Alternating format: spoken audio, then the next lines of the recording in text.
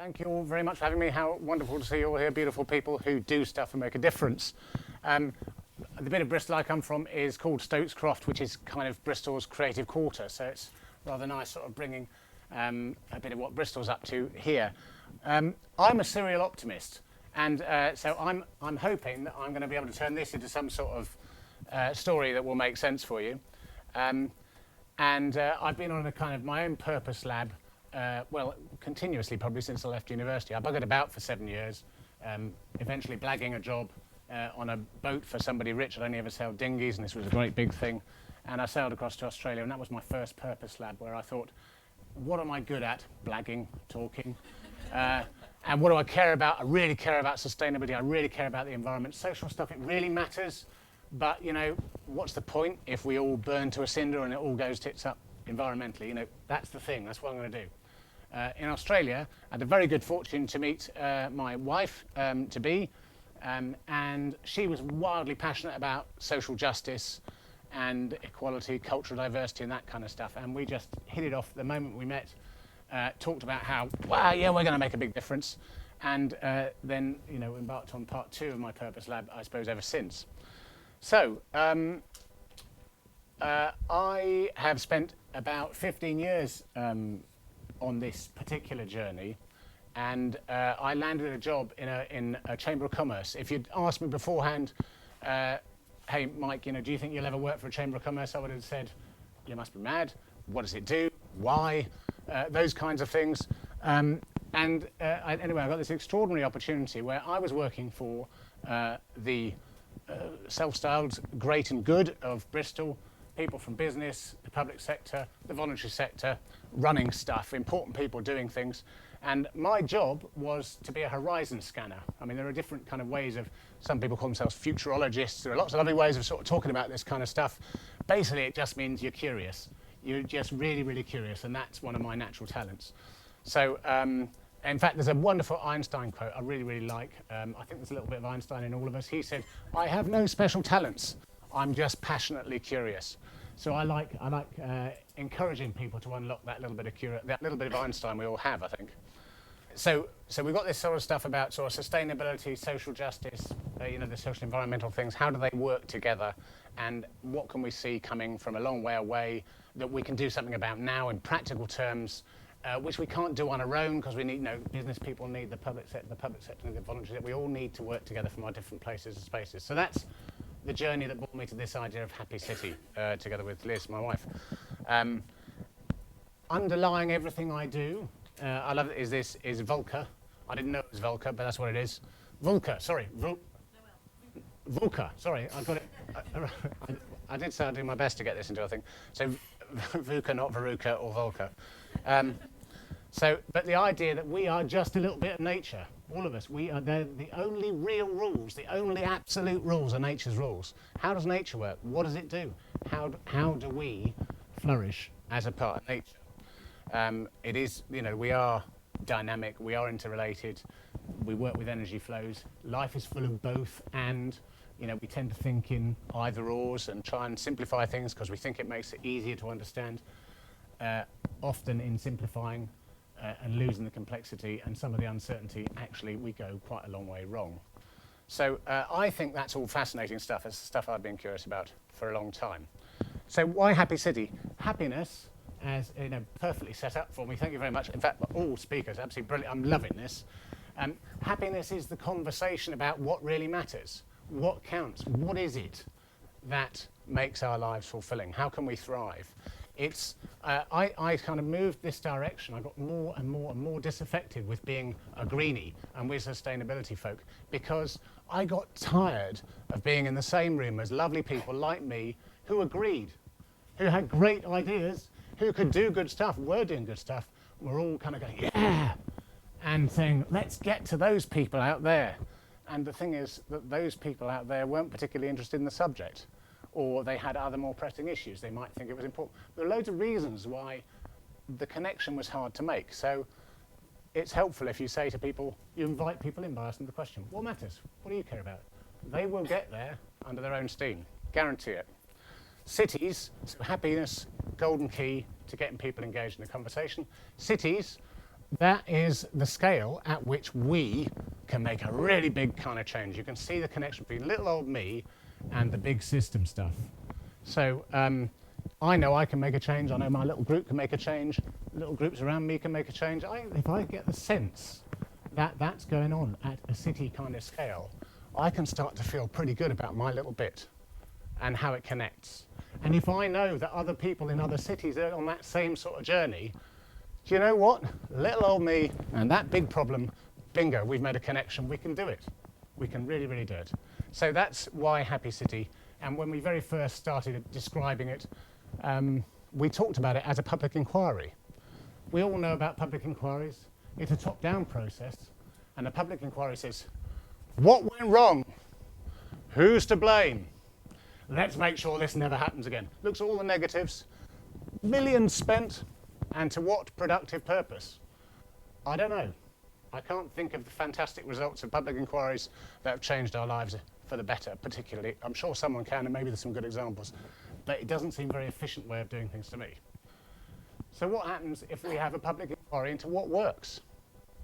What's inspiring?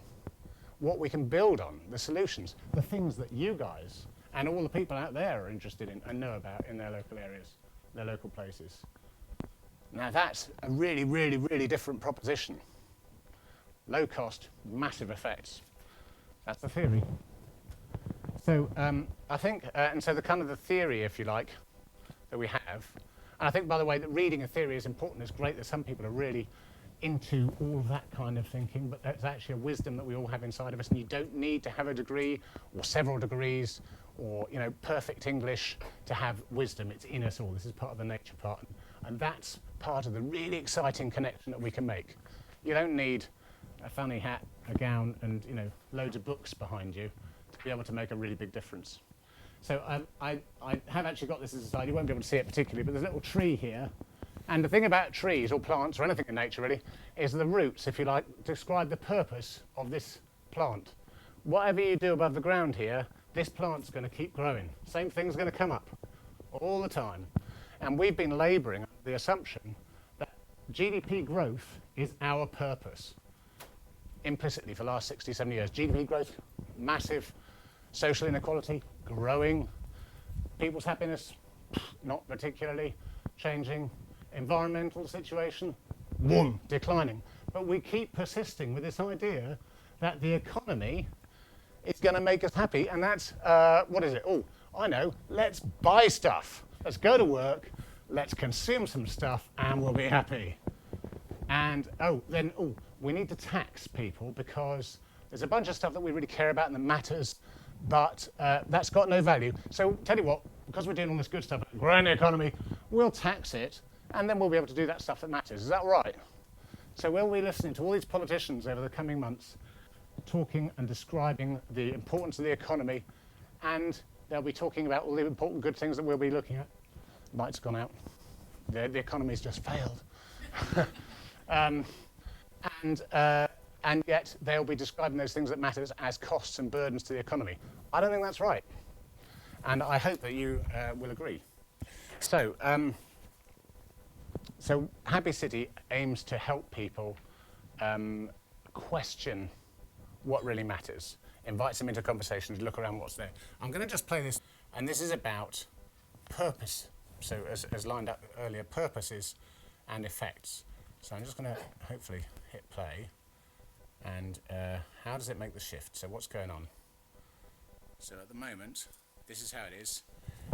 The driver, so the purpose of our being in the economy, the political GDP growth. Hang on, I'm going to pause that there. So when this is the purpose, what we want from our education is maximum productivity, please.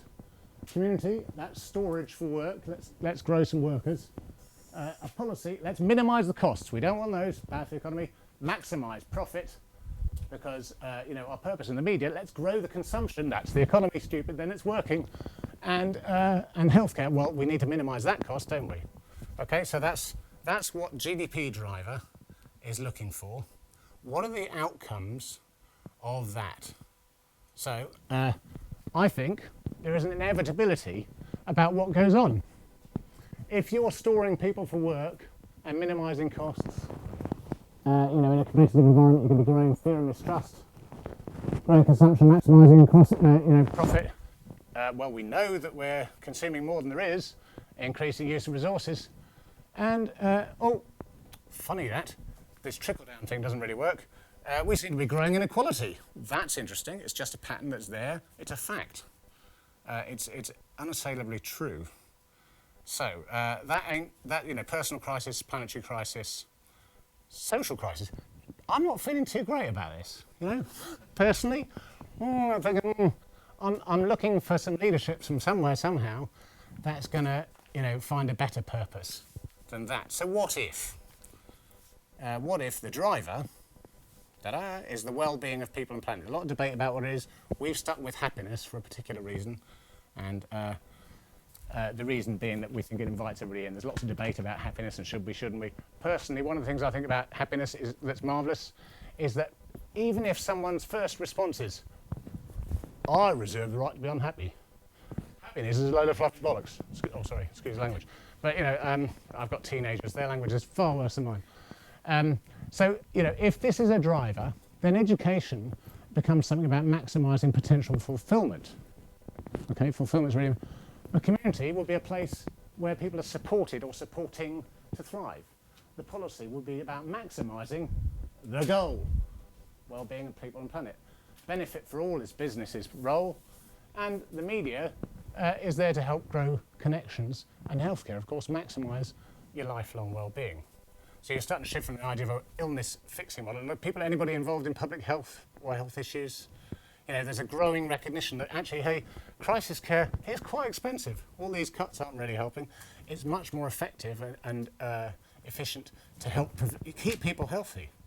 It costs way less. One of the difficulties is how do we prove we're going to do this? But it's so much more. It's too expensive to try and provide crisis care for everybody. And then, so what are the outcomes likely to be? Well, growing collaboration and trust, sustainable growth, growing equality. So those are the kinds of things that hopefully will result from and all we've done is change the goal. Purpose is pretty important. Social resilience, personal and planetary resilience are outcomes. So that is a bit more of an attractive picture. So we're working on this thing called an index. I'll just pause this briefly here.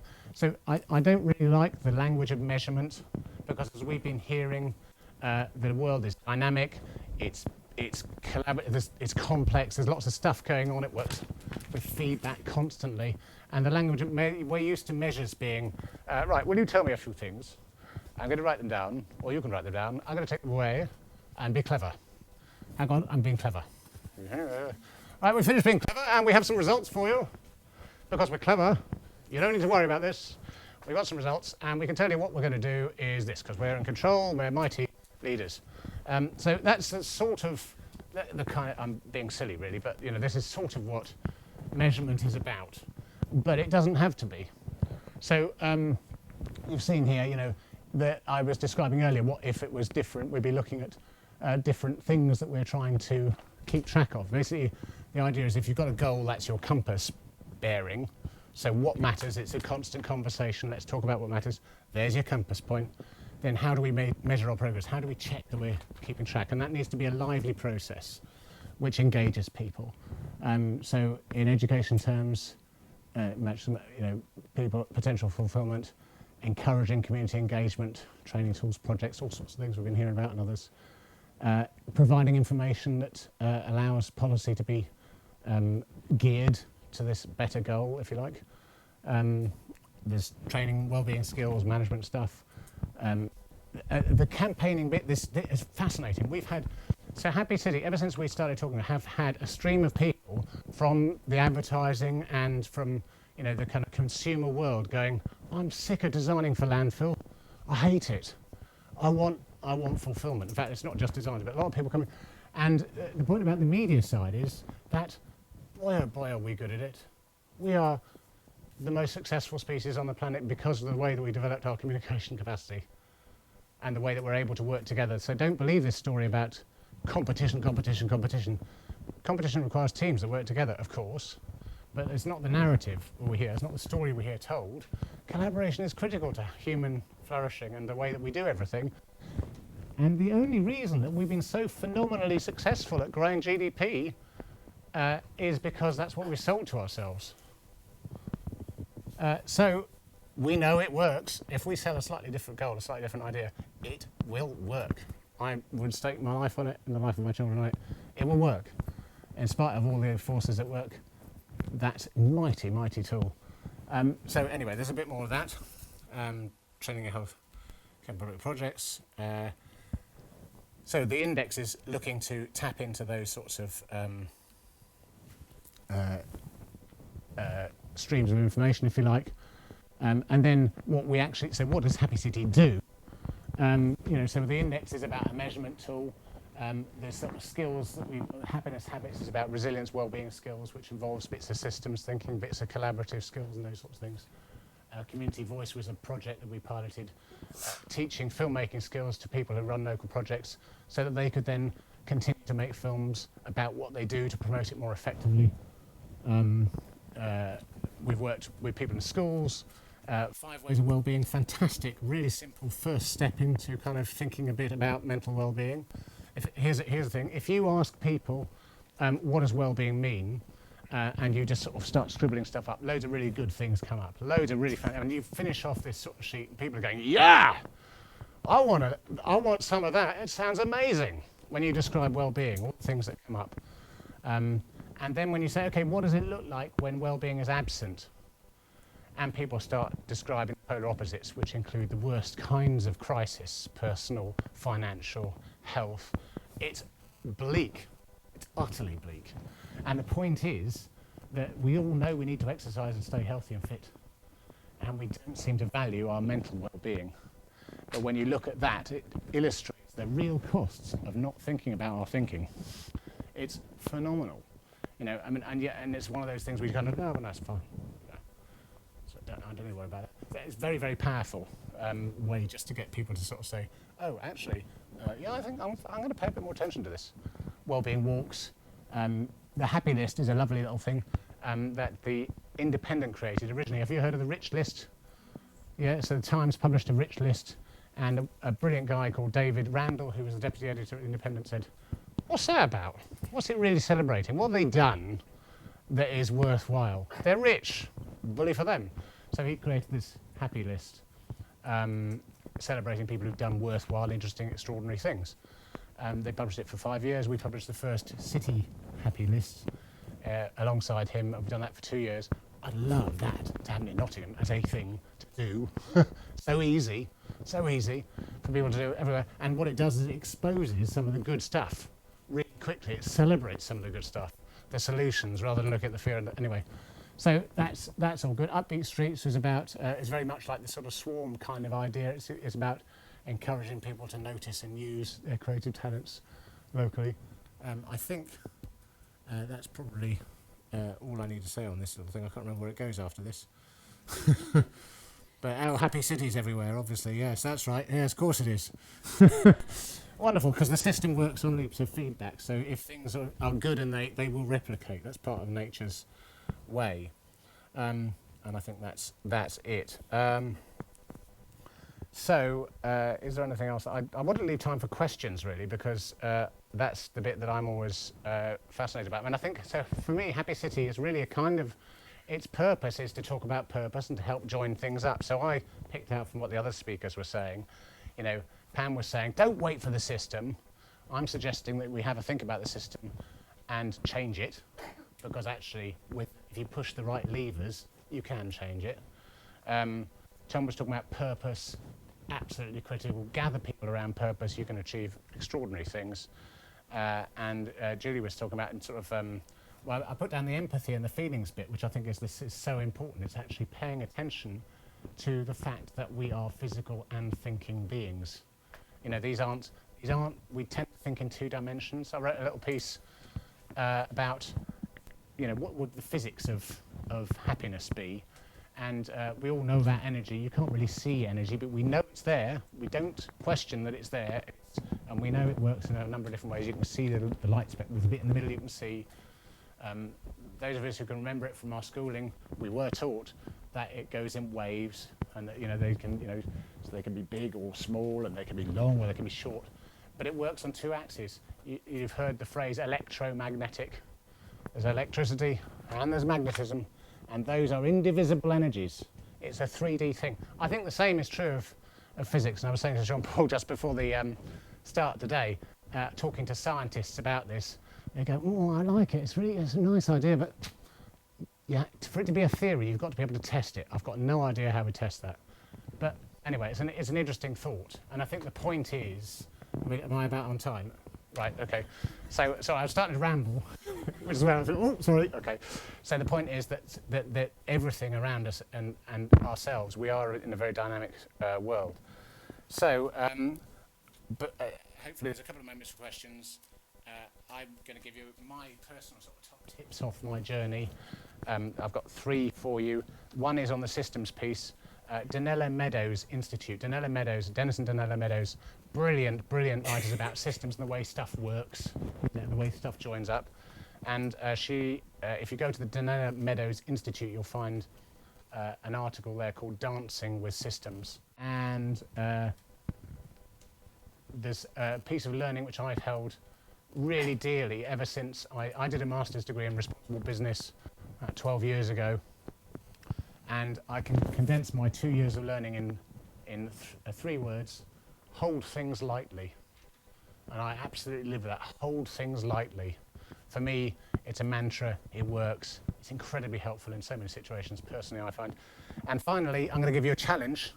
And my challenge is to replace your buts with ands.